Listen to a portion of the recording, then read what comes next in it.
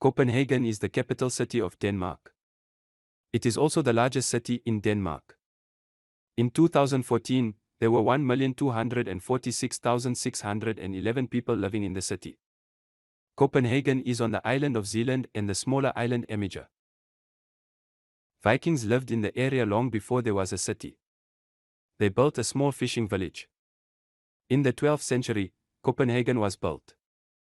It officially became a city in 1254. Just a few years later, it was almost completely destroyed by pirates. These days Copenhagen is a busy and modern city. It is famous for its universities, banks and museums. The city also has many parks and walking areas along the waterfront. One of Copenhagen's most famous landmarks is the Little Mermaid statue. The children's writer Hans Christian Andersen lived in Copenhagen. The Little Mermaid is one of his most famous stories.